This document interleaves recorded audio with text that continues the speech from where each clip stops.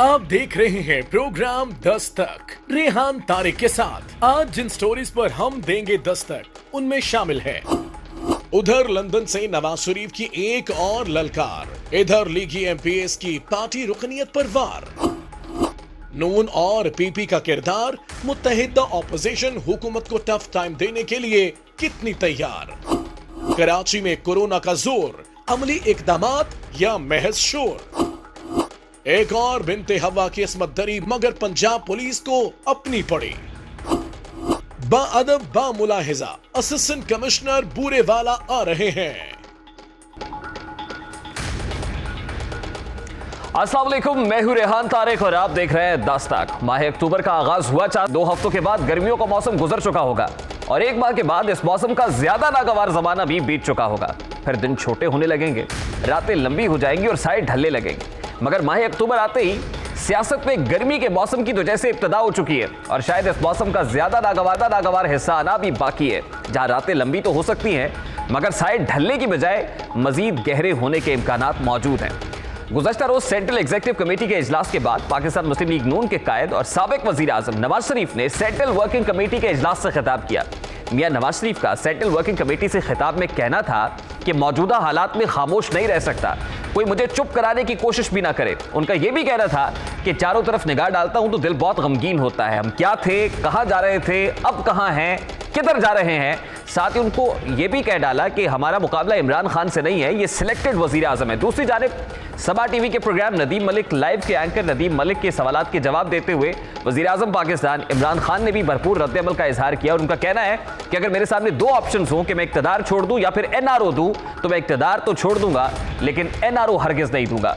वो नदीम मलिक के सवालात के जवाबात किस तरह दे रहे थे, जरा उसकी एक झलक आपको दिखाते हैं। अगर मेरे पूछे बगैर कारगिल के ऊपर कोई आर्मी चीफ हमला करता, मैं उसको सामने बुलाता और मैं उसको सैक करता। मैं इतना बुज़दिल कि वो जनाब श्रीलंका गया हुआ है जहाज में, आकर मैंने उसको फारग करके किसी और को बुला दिया। फौज एक गवर्नमेंट का इदारा है। मैं अगर प्राइम मिनिस्टर हूँ, मेरा काम है, मेरा काम है गवर्नेंस चलाना, मुझे जिधर भी किसी इदारे की जरूरत पड़ेगी अपनी गवर्नमेंट चलाने के लिए मैं उसको इस्तेमाल करूंगा। मुझे तो कोई फौज से प्रॉब्लम नहीं है। मेरे लिए तो वो एसेट है फौज। अगर हमारा मुल्क खड़ा हो गया इन चोरों के खिलाफ, पाकिस्तान की तकदीर बदल जाएगी। कि इस वक्त अगर हम इनका प्रेशर बर्दाश्त कर गए इन चोरों का, ये मुल्क एक वो मुल्क बनेगा जो इसने बनना था। ये सबसे तेजी से ऊपर जाएगा मुल्क। हमारी गवर्नमेंट का ये फैसला था कि हमने अमन करना है, हमने अमन पाकिस्तान में लेके आना ताकि हम अपनी माशियत को उठा सके। तो फौज ने पूरी तरह मुझे सपोर्ट किया। यानी नवाज शरीफ की तकरीर पर हुकूमती कैंप से भी भरपूर रद्द-ए-अमल सामने आ रहा है। आपकी तकरीर के रद्द-ए-अमल में वफाकी वजीर इत्तलात शिबली फराज का कहना था कि फैसला करना होगा कि नवाज शरीफ की तकरीर को इजाजत किस तरह दी जाए। नवाज शरीफ को मुखातिब करते हुए उनका कहना था कि महंगाई की जड़ आप थे और आप हैं। वफाकी वजीर इत्तलात सेनेटर शिबली फराज किस तरह से रद्द-ए-अमल दे रहे थे, जरा उसकी एक झलक भी आपको दिखाते हैं।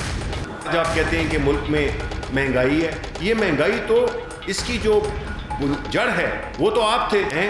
आप उधर लंदन में एक बड़े पुरतय्युश माहौल में बैठे हुए हैं और मंडेला बन के खिताब कर रहे हैं कि आपको अवाम का बड़ा दुख है और अवाम एक दफ़ा फिर आपके झांसे में आ जाए। इसमें आप इदारों के खिलाफ बातें कर रहे हैं, वही इदारे जो कि आपके साथ जब थे तो ठीक थे, अब अगर आप इक़्तिदार में नहीं है तो यही इदारे खराब हो गए। वफाकी वज़ीर इत्तलात की प्रेस कॉन्फ्रेंस के बाद पेमरा की जानिब से एक नोटिफिकेशन जारी किया गया है जिसके मुताबिक नवाज शरीफ इश्तिहारी और मफरूर है और उनकी तकरीर या बयान नशर नहीं किया जा सकता। पाकिस्तान मुस्लिम लीग नून की नायब सदर मरियम नवाज शरीफ की जानिब से भी एक प्रेस कॉन्फ्रेंस की गई है जिसमें उनका कहना था कि अगर मुझे गिरफ्तार किया जाता है तो मेरी गिरफ्तारी से हुकूमत अपने चेहरे पर स्याही बलेगी। वो किस तरह हुकूमत को ललकार रही थी, आड़े हाथों ले रही थी। इधर पाकिस्तान मुस्लिम लीग नून मरियम नवाज की इस प्रेस कॉन्फ्रेंस की एक झलक भी देख लीजिए। मैं तो गिरफ्तार हो जाऊंगी, देखे ना, गिरफ्तार करेंगे तो गिरफ्तार हो जाऊंगी, लेकिन स्याही तो आपके अपने चेहरे पे मली जाएगी। अब मरियम नवाज की जानिब से बताया गया कि अगर वो गिरफ्तार होंगी तो कमान कौन संभालेगा। मुताबिद रहनुमाओं के नाम लिए गए मगर ख्वाजा आसिफ का नाम जुबान पर नहीं आया। मजीद ये कि सहाफ़ी की जानिब से ख्वाजा आसिफ के बयान से मुतालिक सवाल भी किया गया जिसका जवाब मरियम नवाज की जानिब से किस तरह दिया गया, जरा उसकी एक झलक भी आपको दिखाते हैं। मरियम नवाज गिरफ्तार होगी तो शाहिद खाकान अब्बासी आ जाएगा, शाहिद खाकान अब्बासी गिरफ्तार होगा तो राना सनाउल्लाह आ जाएगा, राना सनाउल्लाह गिरफ्तार होगा तो परवेज रशीद होगा, होगी, साद रफीक होगा, एहसन इकबाल होगा, सब होंगे। मुस्लिम लीग नून के कारकुनों को आप गिरफ्तार करते करते थक जाएंगे, उनके कारकुन खत्म नहीं होंगे। ख्वाजा आसिफ ने बयान दिया है आसिफ जरदारी के हवाले से, जो आप लॉन्ग प्ले करना जा रही हैं उसके अंदर अगर इस तरह के बयान आते रहेंगे, और ख्वाजा आसिफ ने क्लियर बात की है कि आसिफ जरदारी पे यकीन नहीं कर सकते, आप कर रही हैं, और क्या ख्वाजा आसिफ को शोकत किया है आप लोगों ने इस बात? उनसे ज्यादा जो क्लियरर बात है वो मियां साहब ने आज खुद कर दी अपनी स्पीच पे, लाइव गई है, पूरी दुनिया ने सुनी। अब इस तुंदो तो इस सियासी मौसम की इब्तिदा और आइंदा का अहवाल तफसील से आपके सामने रखेंगे, मगर इससे पहले चंद अहम अदालती कार्रवाइयों का अहवाल और सियासी फैसले आपके सामने रखते हैं। आज शहबाज शरीफ और दीगर मुल्जिमान के खिलाफ मनी लॉन्ड्रिंग रेफरेंस तहरीरी हुक्मनामा जारी किया गया है। एहतसाब अदालत के जज जवादुल हसन ने 5 सफ़ात पर मुश्तमिल तहरीरी हुक्म जारी किया है, जिसके मुताबिक शहबाज शरीफ के दामाद हारून यूसुफ के नाकाबिले जमानत वारंट गिरफ्तारी की तामील नहीं हो सकी है। अदालती फैसले में यह भी लिखा है कि हारून यूसुफ को इश्तिहारी करार देने की कार्रवाई शुरू की जाती है, उनकी रिहाइशगाह के बाहर तलबी के इश्तिहारात लगाए जाएं और उनकी तलबी के इश्तिहारात अवामी मकामात पर भी आवेजा किए जाएं। तफ्तीशी अफसर ने नुसरत शहबाज और राबिया अली के काबिले जमानत वारंट से मुताल्लिक रिपोर्ट जमा कराई। तहरीरी फैसले में मजीद कहा गया है कि रिपोर्ट के मुताबिक दोनों खवातीन रूपोश हो चुकी हैं। शहबाज शरीफ की अहलिया और बेटी के नाकाबिले जमानत वारंट गिरफ्तारी जारी किए गए हैं। तहरीरी हुक्मनामे में कहा गया है कि दफ्तर खारजा ने सलमान शहबाज के वारंट गिरफ्तारी की रिपोर्ट जमा नहीं कराई। आइंदा समात पर मुतल्लिक अफसर जाती हैसियत में पेश होकर वजाहत दे, जबकि शहबाज शरीफ की बेटी जवेरिया की मुस्तकिल हाजिरी से इस्तिस्ना की दरखास्त मंजूर की जाती है। दूसरी जानिब एहतसाब अदालत में तोशाखाना रेफरेंस केस की समात हुई है, जहां अदालत ने तोशाखाना रेफरेंस में नवाज शरीफ की जायदादों और असासों की जब्तगी का हुक्म जारी किया है। यह अहकामात एहतसाब अदालत के जज सैयद असगर अली की जानिब से सादिर किए गए हैं। नैब ने अदालती हुक्म पर नवाज शरीफ के असासों की रिपोर्ट एहतसाब अदालत में पेश कर दी है। अब इन असासों की तफसीलात आपके सामने रखते हैं। नवाज शरीफ के असासों में प्रॉपर्टीज, गाड़ियां और बैंक अकाउंट्स की तफसीलात शामिल हैं। नैब ज़राए का कहना है कि साबिक वज़ीर आज़म के नाम पर लाहौर में 1650 केनाल से ज़ायद ज़रई अराजी शामिल है। नवाज शरीफ की मिल्कियत में मर्सिडीज, लैंड क्रूजर्स और 2 ट्रैक्टर्स भी शामिल हैं। लाहौर के निजी बैंक अकाउंट में साबिक वज़ीर आज़म के नाम मुल्की और गैर मुल्की बैंक अकाउंट्स की तफसीलात भी शामिल हैं, जबकि इस रिपोर्ट के मुताबिक मरी में नवाज शरीफ के नाम बंगला और शेखुपुरा में 102 केनाल ज़रई अराजी भी शामिल है, जबकि अदालत की तरफ से इस तमाम तर जायदाद की जब्तगी के अहकामात सादिर किए गए हैं। एक जानिब पाकिस्तान मुस्लिम लीग नून को कड़े एहतसाबी अमल का सामना है, तो दूसरी जानिब पार्टी अरकान को मुत्तहिद रखना और पार्टी बयानिए पर कायम रखना भी एक चैलेंज दिखाई दे रहा है। गुज़श्ता रोज सेंट्रल एग्जीक्यूटिव कमेटी के इजलास के बाद आज सेंट्रल वर्किंग ग्रुप का इजलास हुआ है, जहां पार्टी कायद नवाज शरीफ की जानिब से जारी करदा गाइडलाइंस वर्किंग ग्रुप के मेंबरान से शेयर की गई हैं। एक अहम सवाल तो यह भी है कि क्या लीगी मेंबरान असम्बली और कारकुनान नवाज शरीफ और मरियम नवाज के बयानिए पर चलने के लिए तैयार हो जाएंगे? क्या नवाज बयानिए का बोझ उठाना आसान होगा? शायद इन्हीं खदशात के पेश नजर और पार्टी रहनुमाओं और कारकुनान को एक ठोस पैगाम पहुंचाने के लिए नून लीग की जानिब से एक और बड़ा और अहम फैसला सामने आया है।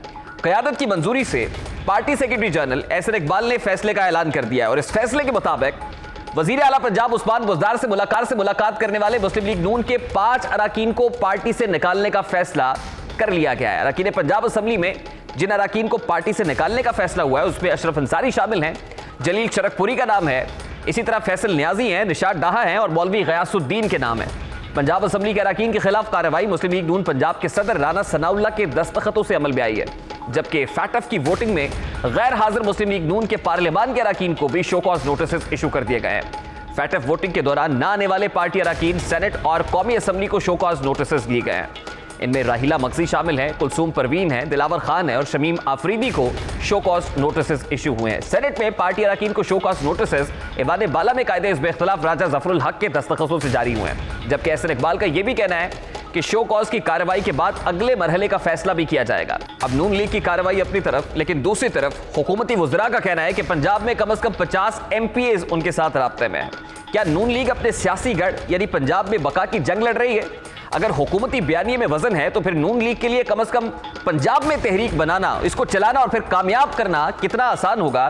इसी मामले पर सबसे पहले बात करेंगे। इस वक्त जलील शरकपुरी हमारे साथ मौजूद हैं। आप उन्हीं 5 MPAs में शामिल हैं जिन्हें आज पाकिस्तान मुस्लिम लीग नून की तरफ से पार्टी रुकनीत का एक नोटिस इशू किया गया है। बहुत बहुत शुक्रिया जलील शरकपुरी साहब आपके वक्त के लिए। आपकी पार्टी ने आपकी पार्टी रुकनीत मुअत्तल कर दी, आपको तवक्को थी कि पाकिस्तान मुस्लिम लीग नून आपको पार्टी से निकाल बाहर करेगी? जी, ये न्यूज़ सुनी है और मुझे तो कल शो का नोटिस मिला है जिस पे 26 डेट डली हुई है और लिखा है कि 7 डेज के अंदर अंदर वजाहत दें। तो अभी तो 7 डेज हुए ही नहीं है। अच्छा, आपकी कौन सी बात आपकी पार्टी की आदत को नहीं भाई?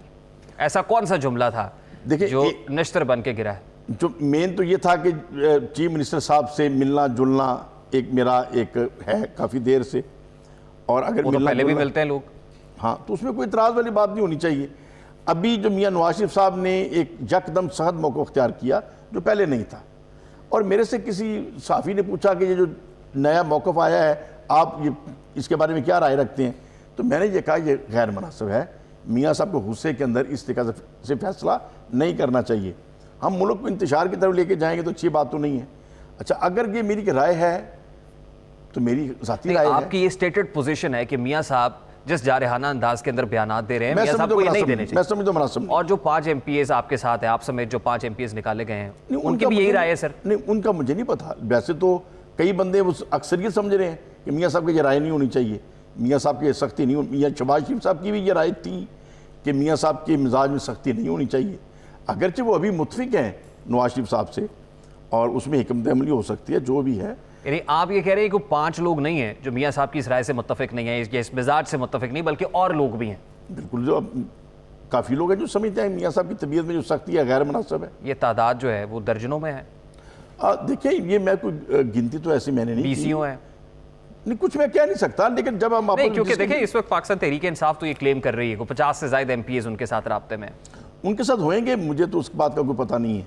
नहीं, देखिए एक स्टेटेड पोजीशन आपकी है, जो पोजीशन आप ले रहे हैं, आप ये कह रहे हैं कि दीगर लोगों की भी ये राय है कि मियां साहब जो कर रहे हैं ठीक नहीं कर रहे, मुल्क को कौम के हक में नहीं है। देखिए, मैं तो इसलिए कह रहा हूँ कि अगर मेरी चंद एक दोस्तों से बातें हुई मेरे ये बयान आने से भी पहले, तो उस वक्त भी अक्सर उस वक्त तो हर एक की ये राय थी जिससे बात होती थी। मुझे एक भी साथी से बात ऐसी नहीं हुई जिसने कहा मियाँ ने बड़ा अच्छा किया, लेकिन जब मेरी बात यूँ ऑन एयर आ गई, उसके बाद पार्टी का रिएक्शन आया, फिर सारे दबा के बैठ गए। तो इसका मतलब यह है कि आप असेंबली में जो MPA की सीट आपके पास है वो नून लीग की जाएगी इलेक्शन कमीशन में, तो फिर वो खत्म होगी या आप खुद छोड़ देंगे? जी बिल्कुल, वो तलाक करेंगे दे रहे तो हैं, मैं खुला तो नहीं ले रहा ना।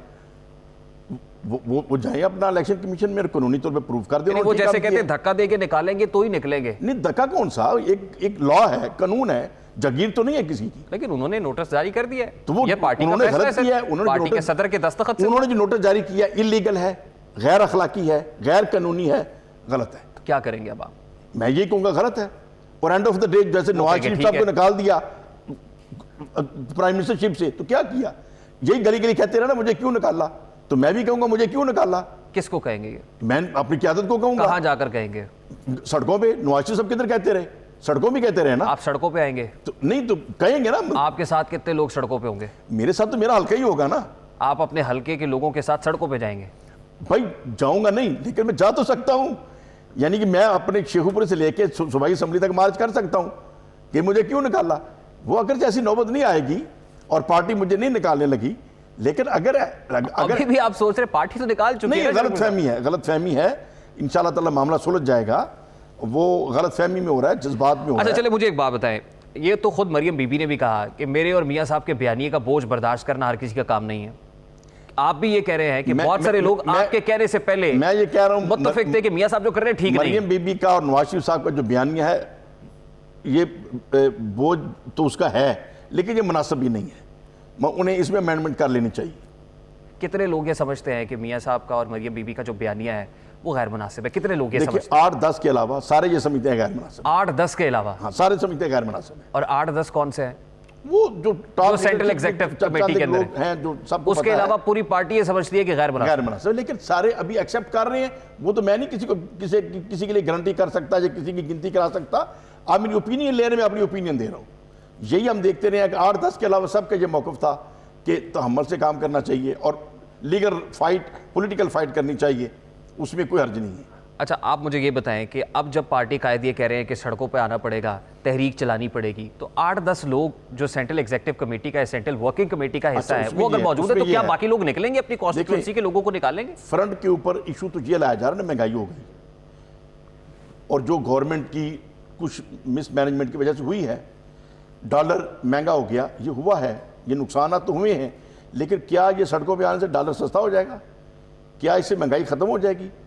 यानी क्या इससे वो नताइज आ जाएंगे? यानी इससे मज़ीद प्रॉब्लम आएंगे। क्या करना चाहिए मियाँ साहब को? मियाँ साहब को ये करना चाहिए कि तहम्मुल के साथ गवर्नमेंट की जहाँ गलती है उनको गाइड करें, उनकी रहनुमाई करें, और खान साहब अगर गाइडेंस नहीं लेते तो खान साहब की गलती है। जब से पता चला है खासतौर पे कि आपकी पार्टी रुकनीत मुअत्तल हो गई, तो कितने लोगों ने आपसे रब्ता किया है? नहीं देखें, नहीं वो रब्ता यार दोस्त तो करते ही हैं, तो लेकिन नहीं, कोई ऑफर हुई है, कोई पेशकश की जा रही है कि आप पाकिस्तान तहरीक इंसाफ ज्वाइन कर लें? नहीं, ऐसी मुझे किसी ने पेशकश नहीं की, और बुज़दार साहब से भी जब मुलाकात हुई उन्होंने भी कोई ऐसी कभी नहीं कहा। वो तो देखें, मेरा जो बतौर ख़ास आला हज़रत शेर रबानी रहमतुल्लाह अलैह के सदक़े लोग मोहब्बत करते हैं, और तो हमारे पल्ले कोई ख़ास बात नहीं है। तो बुज़दार साहब से भी जब मैं पहली दफ़ा मिला, वो एक्स्ट्रा ऑर्डनरी उन्होंने मोहब्बत की, बहुत ज़्यादा एक एहतराम से मिले, प्यार से मिले। तो उनके जो ब्यूरोक्रेट दाएँ भाई वो भी कहने लगे कि आपके साथ तो बहुत ज़्यादा वो इस तरीके से हैं। तो मैं भी यकीनन दिल से फिर उनका शुक्रगुजार हुआ, उनकी मेहरबानी। अगर आपको ऑफर आती है, को गारंटी नहीं किया जा सकता। अगर ऑफर आती है तो आप सोचेंगे? देखिए, दो चीज़ें हैं, पाकिस्तानी होना और अपने दीन के ऊपर कायम होना, जिसमें कॉम्प्रोमाइज़ नहीं हो सकता। पाकिस्तान तहरीक इंसाफ बाकी हर चीज़ पे कॉम्प्रोमाइज़ हो सकता है। ठीक। एक वक्त था कि हम जरदारी का गिरेबान पकड़ने को तैयार थे, आज हम जरदारी साहब के साथ बैठे हैं। तो क्या उस वक्त अगर सवाल करता कि कल जरदारी के साथ बैठेंगे, तो क्या शहबाज शरीफ साहब हमारे कहते के साथ बैठेंगे? नहीं बैठने को तैयार थे। उस वक्त गिरेबान पकड़ना था, उल्टा लटकाना था। आज हम उनके साथ बैठे हुए हैं। तो ये चीज़ें पॉलिटिक्स में किसी चीज़ को हरफ आखिर हम नहीं कह सकते। पॉलिटिक्स हमारा कोई दीन नहीं है, ये हमारी मैनेजमेंट है, एक इंतजामी अमूर है। दीन हमारा एक ऐसी चीज़ है जिसके ऊपर कोई कंप्रोमाइज ये तो हो सकता है, आज पाकिस्तान मुस्लिम लीग नून है तो कल पीटीआई भी हो सकती है। पाकिस्तान, जो चीज़ पाकिस्तान के लिए मुफीद है वो रास्ता अख्तियार करना चाहिए। ठीक है, बहुत बहुत शुक्रिया जलील शरकपुरी साहब आपके वक्त के लिए। पाकिस्तान मुस्लिम लीग नून से बेदखल किए गए, पार्टी रुकनीत मुअत्तल की गई है। जलील शरकपुरी हमारे साथ मौजूद थे, गुफ्तगू आपने सुनी। इस वक्त पाकिस्तान तहरीक इंसाफ की सीनियर रहनुमा सूबाई वज़ीर सेहत डॉक्टर यास्मीन राशिद हमारे साथ मौजूद है, उनसे बात करते हैं। बहुत बहुत शुक्रिया डॉक्टर साहब आपके वक्त के लिए। डॉक्टर साहब, सबसे पहले तो ये बताइएगा कि आने वाले दिनों में खुसूसन पंजाब में बड़ी सियासी हलचल मुतवक्के है। पाकिस्तान मुस्लिम लीग नून भी सर जोड़े बैठी है और पंजाब में जलसों के हवाले से एक प्लान मुरतब किया जा रहा है, बहुत सारे मामला जेर गौर है। फिर बताया गया कि मौलाना फजलुर रहमान भी 7 अक्टूबर को एक इजलास कर रहे हैं लाहौर में, और वहां बल्दियाती इंतखाबात से मुताल्लिक भी बात करेंगे। पंजाब में कैसे जो है मैदान सेट करना है, एक स्ट्रैटेजी भी डिवाइस की जाएगी। तो काउंटर स्ट्रैटेजी क्या होगी खासतौर पे पाकिस्तान तहरीक इंसाफ पंजाब क़यादत की? डॉक्टर साहबा देखिए, मेरा ख्याल है सबसे बड़ी बात है कि इस वक्त जलसे जुलूसों का मौसम तो आ ही गया है ना।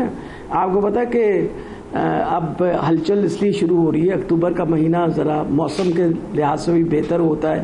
तो ऊपर से मौलाना साहब तो वैसे भी बहुत डेस्परेट हुए हैं, जो उनकी सिचुएशन बनी हुई थी, और उनकी डेस्परेशन एक पुशिंग फैक्टर है जो इस वक्त सारी उनको अपोजिशन के पीछे पड़े हुए हैं कि आप खुदारा जल्द से जुलूस करिए क्योंकि हम गवर्नमेंट को आउट करना चाहते हैं। गवर्नमेंट बिल्कुल इस बात से परेशान नहीं है। वजह ये देखें, जहाँ तक प्रोटेस्ट का ताल्लुक है या तनकीद का ताल्लुक है, हर बंदे का हक होता है, और ना हुकूमत ने कभी मना किया, ना हुकूमत का कोई उनको रोकने का प्रोग्राम है। We are not going to stop them. हमें कोई ऐसी परेशानी नहीं है। अगर वो किसी चीज़ से नाखुश हैं तो ज़रूर प्रोटेस्ट करें। अगर उनका ख्याल है कोई काम ठीक नहीं हुआ तो ज़रूर प्रोटेस्ट करें। लेकिन किस चीज़ पे प्रोटेस्ट कर रहे हैं? मुझे तो अफसोस इस बात पे हुआ कि पिछले दिनों जब इनकी मीटिंग हुई वो हर चीज़ डिस्कस की। इन्होंने ये डिस्कस किया कि वो कानून जिन पे हम पे पाबंदी लग रही है उन कानूनों को ठीक करना चाहिए। उन्होंने एक आम आदमी की ज़िंदगी में जो भी मसला बना हुआ है उस मसले के ऊपर तो कोई बात नहीं की, या की और मुझे ना पता चला हो या सुनाई ना दिया हो। बेसिकली ये एक उनकी अपनी सर्वाइवल की जंग हो रही है। डॉक्टर साहब, आप ये तासुर है कि उस वक्त मियां साहब को बाहर भेजने का फैसला करके हुकूमत ने गलती कर दी? नहीं, देखिए, मेरा ख्याल है अगर हमारी अच्छाई को आप गलतियां कहें या हमारी हमदर्दी को आप गलतियां कहें, तो मेरा ख्याल है बतौर इंसान हम लोगों ने एक अच्छा कदम उठाया था कि आप मौका आपको मिल रहा है, आप जाके इलाज करवा के वापस तशरीफ़ ले आइए। एक आप कमिटमेंट करके जा रहे हैं, एक वादा करके जा रहे हैं, और वादा करने के बाद कि जाके मैं वहाँ इलाज करवा के जितना जल्दी मैं ठीक होगा वापस आ जाऊँगा, वहाँ आप इलाज भी ना करवाइए और फिर वहाँ आप अपना सियासी काम शुरू कर देंगे। किस किस्म का सच बोलना और झूठ बोलना। एक तरफ आप शोर मचा रहे होते हैं, मेरे पे बड़ा जुल्म हुआ, मेरे साथ बड़ी ज्यादती हुई। मेरा ख्याल है ज्यादती तो इस बात पे हुई कि आप एक वादा करके आपने वादा खिलाफी की, आपने गलत बयानी की, आपने कौम से झूठ बोला, आपने कोर्ट को भी गलत बयानी करके गए कि मैं वहाँ ठीक होके वापस, आपने ना वहाँ इलाज करवाया। फरवरी के महीने के अंदर जब आपका सारा तैयारी हुई कार्डियक कैथेटराइजेशन की, तो आपने कहा मेरी बेटी आएगी तो मैं करवाऊंगा। आज आप 2-2 घंटे की तकरीरें दे रहे हैं और इसी बेसिस पे दे रहे हैं क्योंकि आपकी तबीयत, जो हमने इलाज शुरू किया था आपके उसका थ्रोम्बोसाइटोपेनिक परपरा, उसका तो माशाल्लाह आपका बिल्कुल ठीक ठाक हो गया, क्योंकि आपने तो फिर हमें रिपोर्ट ही नहीं भिजवाई। अगर प्लेटलेट्स आपके ज़रा भी कम होते तो मैं यकीनन बता रही हूँ रोज़ाना अदनान साहब, डॉक्टर अदनान हमें रिपोर्टें भेज देते जी हालात तो बहुत ख़राब है। एक रिपोर्ट प्लेटलेट्स के बारे में नहीं आई।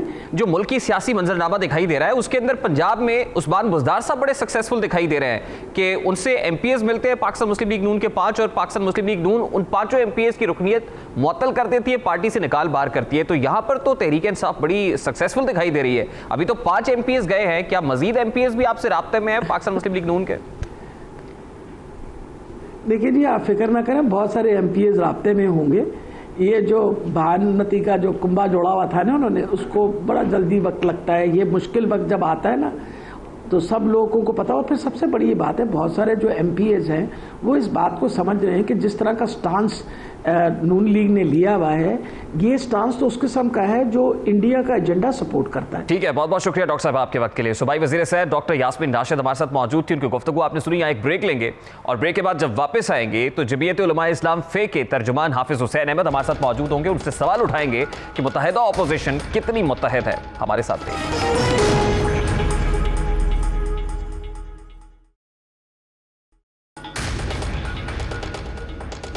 Welcome back. जहां मुस्लिम लीग नून के अंदर से आवाजें उठने का अंदेशा है, वहीं ऑपोजिशन की 2 बड़ी जमातों पीपल्स पार्टी और नून लीग के दरमियान भी राहें मुकम्मल हमवार नहीं हैं, तो सेम पेज पर दिखाई नहीं देती। इस बात का अंदाजा नून लीग के मरकजी रहनुमा ख्वाजा आसिफ और पीपल्स पार्टी के सीनियर रहनुमा एतजाज एहसन के हालिया बयानात से लगाया जा सकता है। वो क्या कहते हैं, उनकी क्या राय है, सबसे पहले उसकी एक झलक आपको दिखाते हैं। कौन सा पॉलिटिकल वर्कर है जो ऐसी रैली में जाएगा यहाँ के मेजबान ने और उसके तमाम वर्करों ने पत्थर उठाए हुए हो? इनके बयानात पे नहीं जाना चाहिए।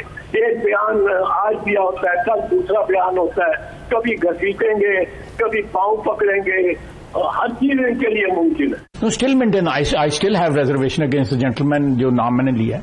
On जरदारी साहब? Yes, I still have the reservations. तो ये आपको जरदारी साहब पे भी भाई मैंने तो ऑब्जेक्टिव्स की बात कर रहा हूं, मैं तो बंदों की बात नहीं। आज हमारी पिछले 45 मिनट से डिस्कशन ये हो रही है। It's difficult for me to believe in it. Even today Khawaja Asif मैं बार बार कहूंगा I still don't believe in him. अब एक जानिब ऑपोजिशन की 2 बड़ी जमातों के माबैन तहफ़्फ़ुज़ात है, दूसरी जानिब जमीयत उलमा इस्लाम पंजाब की मजलिस आमला का अहम इजलास 7 अक्टूबर को लाहौर में तलब किया गया है। इजलास की सदारत मौलाना फजलुर रहमान करेंगे, जबकि इजलास में पंजाब की सियासी सूरत हाल पर मुशावरत होगी। इस इजलास में बल्दियाती इंतखाबात की तैयारियों पर मुशावरत होगी। नवंबर के माह में लाहौर में होने वाले जलसे के इंतजामात पर भी मुशावरत की जाएगी। JUI फे जो माजी में दोनों बड़ी जमातों से नाला रही है, इस बारे में उनके रवैये से इस वक्त कितनी मुतमईन है, बात करेंगे। JUI फे के तर्जुमान हाफिज हुसैन अहमद हमारे साथ मौजूद हैं। बहुत बहुत शुक्रिया हाफिज साहब आपके वक्त के लिए। हज़रत, सबसे पहला सवाल तो मेरा आपसे ये है, क्योंकि JUI को अपोजिशन की 2 बड़ी जमातों पर तहफ़्फ़ुज़ात रहे हैं और अभी बाहम शीरो शकर दिखाई देने वाली जो बज़ाहिर ऑपोजिशन की 2 बड़ी जमातें एक सेम पेज पर दिखाई दे रही हैं, आपको लगता है कि अब ये सेम पेज पर हैं और एग्जीक्यूट उस तरह मामलात हो पाएंगे जैसे तय हुए हैं?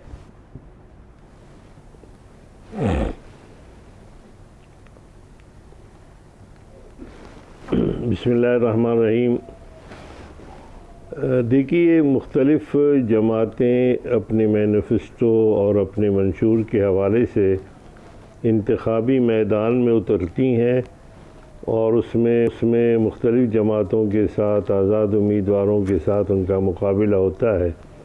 इंतखाबात के बाद सूरत हाल जो पार्टी पोजीशन है वो इस तरह वाज़ेह होती है कि जिनको अक्सरियत मिलती है वो हुकूमत बनाते हैं, जिनको अक्सरियत नहीं मिलती वो या हुकूमत का साथ देते हैं या फिर अपोजिशन में बैठते हैं।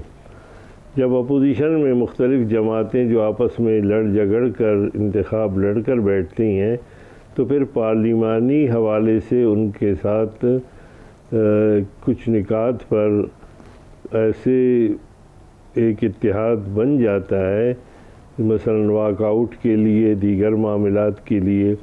तो जमातें अपनी हैसियत में भी बरकरार हैं, अपनी पॉलिसी के हवाले से भी बरकरार होती हैं, लेकिन उसके साथ साथ एक मसला ये पैदा होता है कि उन्होंने पार्लियामेंट के अंदर और अपोजिशन के बेंचों पर रहकर अपोजिशन का रोल अदा करना है।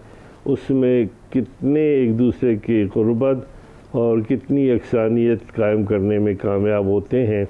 इसलिए कभी कभार ऐसा हो जाता है कि बाद सोच एक जमात की होती है कायदीन की और दूसरी सोच किसी और की होती है, और फिर हालात जो है ना, हालात का जबर इस अंदाज में दोनों को एक ही सफ़ में ला के खड़ा करता है। तो आपने देखा होगा कि आज़ादी मार्च के वक़्त उनका जो अंदाज था वो कुछ और था। उससे पहले जब हमने कहा कि असम्बलियों में न जाए, उस वक़्त उनकी सोच कुछ और थी। तो हालात के तनाजुर में यकीनन पॉलिसियाँ भी बदलती हैं, कुर्बतें भी पैदा होती हैं। लेकिन आप सब ख्वाजा आसिफ साहब जो पाकिस्तान मुस्लिम लीग नून के मरकजी रहनुमा है, उनकी तरफ से तनकीद की गई पाकिस्तान पीपल्स पार्टी की आला क़यादत पर। हमारे प्रोग्राम में पाकिस्तान पीपल्स पार्टी के सीनियर रहनुमा एतजाज़ एहसन साहब की तरफ से पाकिस्तान मुस्लिम लीग नून की आला क़यादत पर तनकीद की गई। तो जिस तरह की तनकीद दोनों जानिब से रहनुमाओं की तरफ से की गई है, वो कोई अच्छे सिम्टम्स नहीं है। और फिर पीडीएम को अगर लिया जाए तो अभी तक यही तय नहीं हो पाया है कि पीडीएम की क़यादत का जो हुमा है किसके सर पर बैठेगा।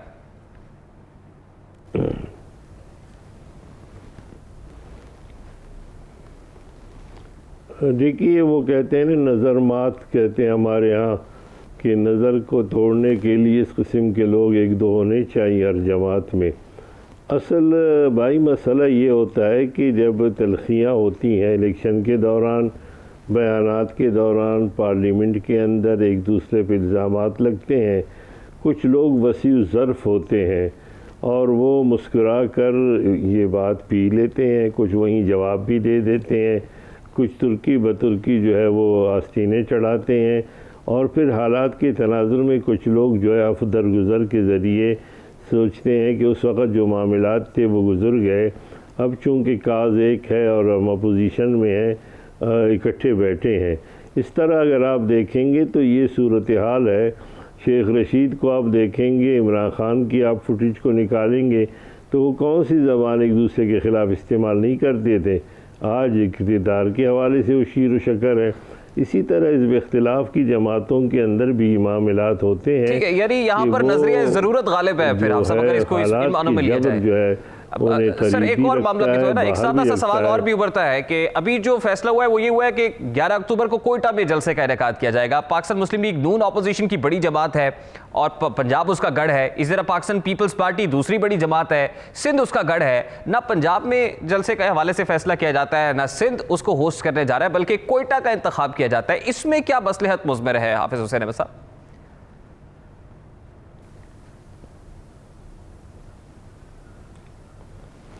देखिए, इसमें मसलियत ये है कि सबसे पहले जो वार जमहूरियत के हवाले से की गई थी, पहला शिकार जो है वो मज़लूम सूबा हमारा जहाँ मैं बैठा हूँ कोयटा में बलूचिस्तान रहा है।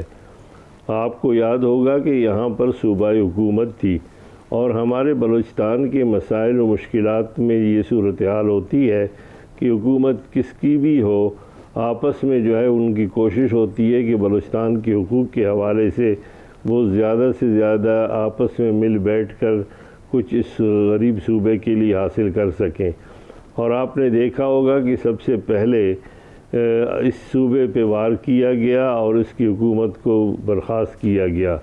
अगरचे उसमें हमारे इस वक्त अपोजिशन में बैठे हुए भी कुछ जमातों का रोल था और उन्होंने उसका इतराफ़ भी किया, लेकिन ये एक ऐसी तल्ख़ हकीकत है कि उसके बाद सेनेट इलेक्शन को जिस तरीके से इलेक्शन के बजाय सिलेक्शन में तब्दील किया गया और ख़ुसूसन चेयरमैन सेनेट के हवाले से जो उनका इंतखाब हुआ था, उसके लिए बाकायदा तौर पर ये एक रिकॉर्ड पर मौजूद है कि जो अंदाज़ अपनाया गया था और फिर उससे हटकर उनकी शय इतनी बढ़ गई थी। ठीक है, बहुत बहुत शुक्रिया आपके कीमती वक्त के लिए। तर्जुमान JUIFA हाफिज हुसैन अहमद हमारे साथ मौजूद थे, उनकी गुफ्तगू आपने सुनी। यहाँ एक ब्रेक लेंगे और ब्रेक के बाद जब वापस आएंगे तो कोरोना के वार जारी हैं, सिंध हुकूमत कितनी तैयार है, इस बारे में बात होगी। इस ब्रेक के बाद हमारे साथ रहिए।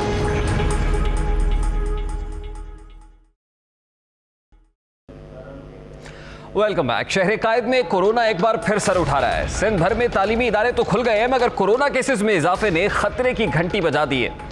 कमिश्नर कराची की ज़ेर सदारत इजलास में इंकशाफ हुआ है कि गुज़श्ता एक हफ्ते में कोरोना केसेस में तेजी से इजाफा हुआ है। कमिश्नर को ब्रीफिंग दी गई कि SOPs की खिलाफ वर्जी करने वाले रेस्टोरेंट्स और मैरिज हॉल्स बंद करने का फैसला किया गया है।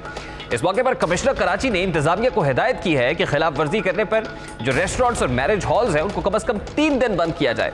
डिप्टी कमिश्नर्स अपने अपने इजला में तमाम रेस्टोरेंट्स और मैरिज हॉल्स चेक करेंगे। उन्होंने सख्ती से ये हिदायत भी जारी की हैं कि स्कूलों में कोरोना टेस्टिंग में इजाफा करते हुए एसओपीज की खिलाफ वर्जी पर उन्हें भी बंद किया जाए। इजलास में यह फैसला किया गया कि पार्क्स में भी एसओपीज पर अमल दरामद को यकीनी बनाया जाएगा। कराची में कोरोना वायरस के केसेस में इजाफे के बाद सूबाई हुकूमत ने माइक्रो स्मार्ट लॉकडाउन लगाने का फैसला किया है। इससे पहले लॉकडाउन फिर स्मार्ट लॉकडाउन की टर्मिनोलॉजी सुनते रहे, अब माइक्रो स्मार्ट लॉकडाउन की टर्मिनोलॉजी मुतारिफ कराई गई है। जिला वस्ती के तकरीबन 48 मकामात पर 2 हफ्तों के लिए माइक्रो स्मार्ट लॉकडाउन नाफिज किया गया है। नॉर्थ कराची के 4 मकामात, नॉर्थ नाजिमाबाद के 21 मकामात इस माइक्रो स्मार्ट लॉकडाउन के इलाकों में शामिल है। इसी तरह लियाकताबाद के 9 और गुलबर्ग के 12 मकामात पर भी अमल दरामद शुरू कर दिया गया है। माइक्रो स्मार्ट लॉकडाउन के मकामात पर रिक्शा, टैक्सी समेत ऑनलाइन पब्लिक ट्रांसपोर्ट सर्विस के बंदिश के अहकामात भी जारी किए गए हैं, जिसके बाद गुज़श्ता रात 12 बजे से मंगू पीर यूसी 8 में गैर मुतल्लिका अफराद का दाखिला ममनू करार दे दिया गया है। नोटिफिकेशन में शहरियों को वाज़ेह हिदायत भी जारी की गई है कि इलाके में दाखिले और बाहर आते हुए ना लाजमी होगा। मुतासरा इलाकों में होम डिलीवरीज पर भी पाबंदी होगी और घर से सिर्फ एक फर्द को बाहर जाने की इजाज़त होगी। मंगू पीर के इलाके यूसी 8 में इस वक्त माइक्रो स्मार्ट लॉकडाउन के बाद क्या सूरत हाल है, इस पर हमारे नुमाइंदे ने एक खुसूसी रिपोर्ट तैयार की है। सबसे पहले वो एक रिपोर्ट आपको दिखाते हैं। कराची में कोरोना फिर से बेकाबू होने लगा। बढ़ते हुए कोरोना केसेस को देखते हुए जिला इंतजामिया हरकत में आ गई। डिप्टी कमिश्नर जिला वस्ती ने 48 मुकामात में 2 हफ्तों के लिए माइक्रो लॉकडाउन नाफिज कर दिया और असिस्टेंट कमिश्नर को सख्ती करने की भी हिदायत कर दी। नॉर्थ कराची के 4 मुकामात को भी सील कर दिया, जबकि नॉर्थ नाज़िमाबाद के 21, लियाकताबाद के 9 और गुलबर्ग के 12 मुकामात को हसास करार दे दिया। जिन इलाकों की कड़ी निगरानी की जा रही है, इनमें north Karachi 5B3, sector 11B, sector 11A और FC1 शामिल हैं। North Nazimabad block LH, buffer zone, Jan plaza, north Karachi block M और 1 दर्जन से जायद इलाके भी हसास हैं। इंतजामिया ने Liaquatabad FC area, B area, old Rizvia, C1 area, TNT flat और नाज़िमाबाद नंबर को भी सील कर दिया। माइक्रो स्मार्ट लॉकडाउन के ऊपर किस तरह से अमल दरामद किया जा रहा है, क्या मामला है, ये आपने देखा। वजीर सेहत सिंध अजरा पिचोहू ने कहा है कि कोरोना वायरस की दूसरी लहर जरूर आएगी। अजरा पिचोहू ने बताया है कि पाकिस्तान में कोरोना की दूसरी लहर पहले की निस्बत कम खतरनाक होगी। वजीर सेहत ने यह भी बताया कि जिस तालीमी इदारे में केसेस में इजाफा होगा, इसको बंद कर दिया जाएगा। उन्होंने वाजे किया है कि वजीर आला सिंध और वजीर तालीम की मीटिंग्स में मौजूद होती हूँ और एजुकेशन सिस्टम को वजीर तालीम ज्यादा बेहतर समझते हैं। यानी सूबाई वजीर सेहत इस मामले पर क्या मौक़िफ़ रखती हैं, जरा उसकी एक झलक भी आपको दिखाते हैं। कम लोगों को होगा, यानी उतनी तादाद में नहीं होगा जितना हम पहले देख चुके हैं। डिपेंड करता है कि कहाँ आपको पॉजिटिव केसेस मिलते हैं। अगर यूनिवर्सिटी में मिलते हैं तो यूनिवर्सिटीज़ को उस पर्टिकुलर यूनिवर्सिटी को बंद करना पड़ेगा। अगर स्कूल में मिलते हैं तो उस पर्टिकुलर स्कूल को बंद करना पड़ेगा। उम्मीद की जाती है कि जो सूबाई कह रही हैं ऐसा ही होगा और कोरोना की दूसरी लहर इतनी शदीद नहीं होगी और हम इसे बासानी शिकस्त देने में कामयाब भी हो जाएंगे। अब एक और मामला है, उसके लिए कहना पड़ेगा कि बाद अब बामुलाहिजा होशियार AC बुरे वाला आ रहे हैं। ये क्या मामला है, उठाएंगे इस ब्रेक के बाद। हमारे साथ रहिए।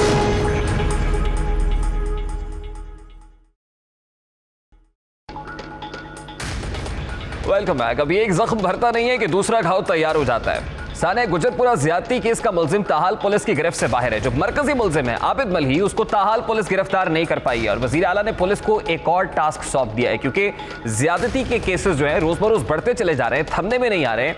ये कोई पहला वाकया तो नहीं है। सितंबर के महीने में सूबे भर में इस्मत दरी के वाकयात में जबरदस्त इजाफा देखा गया है। हालिया एक महीने में दिल दहला देने वाले आदाद शुमार आपके सामने रखते हैं। 11 सितंबर को 8 साला बच्ची को दरिंदा सिफ्त इंसान ने अपनी हवस का निशाना बनाया, जिसकी FIR 16 सितंबर को दर्ज हुई। 14 सितंबर को बहावलपुर के चक 7 BC में शादी पर आई 19 साला लड़की सोबिया को 3 औबाश अफराद ने ज्यादती का निशाना बनाया। इसी तरह 19 सितंबर को 10 साला बच्ची जिनसी ज्यादती का शिकार हुई। बच्ची की लाश रहीम यार खान की मौजा चंद्रा फेल से बरामद हुई। 21 सितंबर को रायगढ़ में खातून को उसके घर में जिनसी ज्यादती का निशाना बनाया गया। इसके अलावा गुजरावाला में खातून मरीजा को डॉक्टर ने ज्यादती बनाया। सितंबर के महीने में पंजाब भर में इस तरह के दर्जनों वाकयात रूनुमा हुए हैं और इन दिलखराश वाकयात में सबसे ज्यादा जो वहशियाना वाकयात हैं वो इस्मत दरी के वाकयात थे। एक जानिब वसीम अकरम प्लस के सूबे की पुलिस गैर संजीदा दिखाई देती है, उसका रवैया आपके सामने है, उस रवैये पर कई सवालात उठते हैं, तो दूसरी जानिब बुजदार सरकार में ब्यूरोक्रेसी पर भी एक खुमार तारी है। इसी तरह 21 सितंबर को रायगढ़ में खातून को उनके घर में जिनसी ज्यादती का निशाना बनाया गया। इसके अलावा गुजरावाला में खातून मरीजा को डॉक्टर ने ज्यादती का निशाना बनाया। सितंबर के महीने में पंजाब भर में इस तरह के दर्जनों वाकयात रूनुमा हुए और इनमें दिलखराश वाकयात में सबसे ज्यादा वहशियाना इस्मत दरी के वाकयात थे।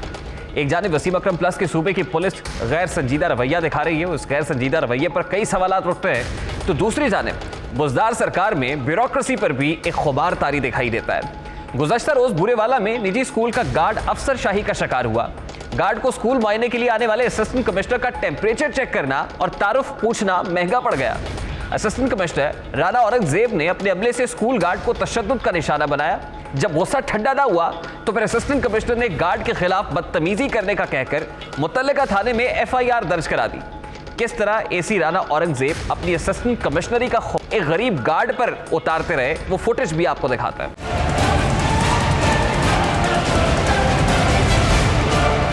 पंजाब में पुलिस हो या फिर ब्यूरोक्रेसी, जो कुछ हो रहा है वो सब आपके सामने है। बुज़दार सरकार मेरे रियासत के वसीम अकरम प्लस से सिर्फ इतना ही कहेंगे कि तुम आसमां की बुलंदी से जल्द लौट आना, मुझे ज़मीन के मसाइल पे बात करनी है। ये तो था आज का दस्तक। आपसे मुलाकात होगी इंशाअल्लाह कल। अब तक रखिएगा ख्याल। अल्लाह हाफ़िज़।